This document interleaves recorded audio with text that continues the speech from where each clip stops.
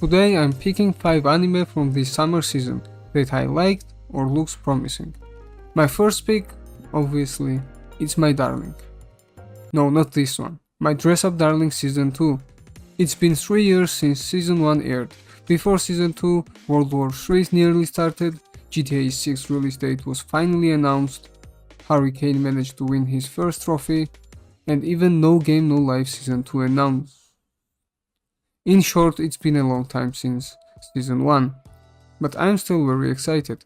I haven't read the manga, but as far as I know, the reason for the delay was that back then there wasn't enough content to adapt a full 12 episode season.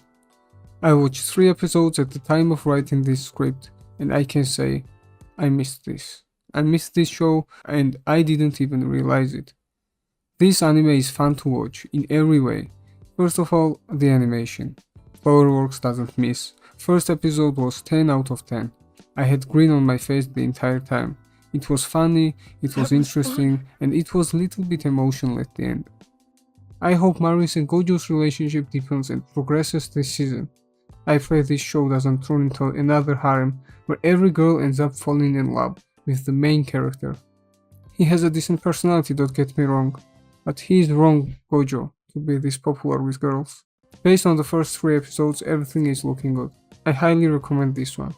It has everything. Marin looking hot, Marin looking beautiful, Marin looking cute, romance, spice, decent plot, and let me tell you something. This show even has its own bunny girl senpai. Alright, now it's time for Rage Bait anime. Rent a Girlfriend Season 4. I loved the first minutes of the first episode and I loved the censorship. Way better than those stupid random flash lines. One good thing that I will say about Kazuya in this video is that my guy can get hard in 1 minute after the first round. That's something to be proud of. But aside from gooning, he is still the same Kazuya. Pathetic, stupid, and horny. But isn't that why we watch this anime? Or is it just me? Yeah, 99% of the time Kazuya is stupid, annoying, and pathetic, but that 1% is what we cheer for. We want him to finally grow up, make better choices, and get the girl who is way out of his league. Because at some point of our lives, we were kinda like him. It's really fun show to watch, even when it makes you rage sometimes. That's the fun part. I don't think that this rating is fair, but I think it's because of chapter 218. From what I've heard, we might be getting an adaptation of that chapter this season. I need to know what happened in that chapter that caused a bigger explosion on Twitter than my stomach last night after eating a spicy McChicken. If this isn't enough to convince you to watch this anime, just watch it if you love gooning. Next up is something totally different from my previous picks. Takopi's Original Sin. This anime is dark, and it warns you right from the start. So if you're sensitive to heavy content, I suggest you to not watch this. This show has a brutal yet fascinating outside perspective on depression, abuse, and suffering. The art is gorgeous and expressive. It does such a great job showing how each character views the world differently. How similar problems at home and their upbringings can cause such different effects on children. This anime is hard to watch, but also incredibly compelling. Watching this gave me the same feelings I had with No Longer Human and Silent Voice.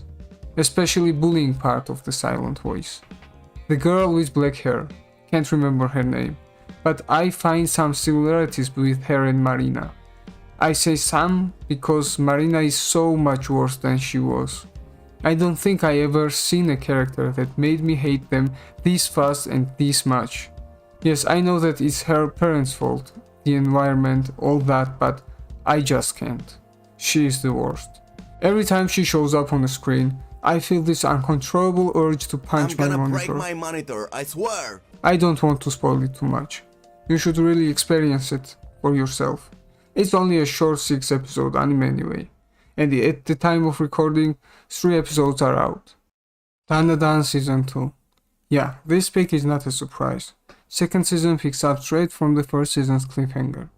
If you quickly switch between season 1 and season 2, you will see the clear difference between the animation budget, and it didn't even took a year to come out. Bright colors and smooth movements looks amazing. At the time of recording, 3 episodes are already out, and I won't spoil anything major, but the villain looks amazing. It reminded me of Naruto's villains, especially with that eye on his forehead, and this scene reminded me of Inazuma 11, Hand of God. If you know this anime, you had a special childhood. Now what's great about season 2 is that it has everything that season 1 had. Nothing is missing. 90% of the show isn't serious, but when it decides to be emotional, this show delivers perfectly. Dandadan doesn't try to be deep. It doesn't have any thematic story to be progressed. Dandadan exists just to have fun, to be with these characters and enjoy the ride. If you're looking for something eccentric, exciting, and full of personality, you are going to love this show. Walls, kids with anger issues, revenge, oppression, huge ugly monsters. I've seen it somewhere before. Gachiakuta is a shonen anime that follows the story of Rudo, an emotional, impulsive, and curious boy who lives in a city divided into 2 parts. The upper, clean part, where elites and rich live, and the slums, where Indian street food would be a delicacy. And yes, you can guess in which part this boy lives. You don't have to wait too long to get hooked. Everything starts in the first episode. First 20 minutes sets up world and the main characters go very well. It hooked me as Attack on Titan did at the start. Characters visually remind me of My Hero Academia.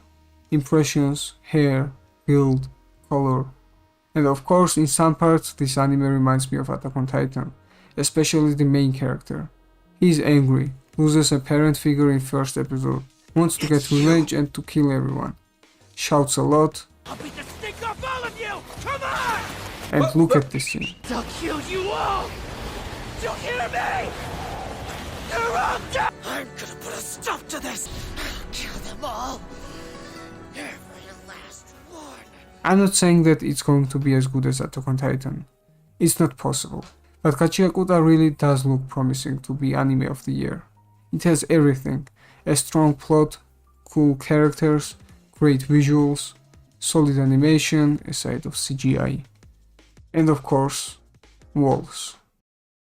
So don't miss out and let me know what you think about it. This was my 5 picks from summer season. Before I go, I want to add some honorable mentions.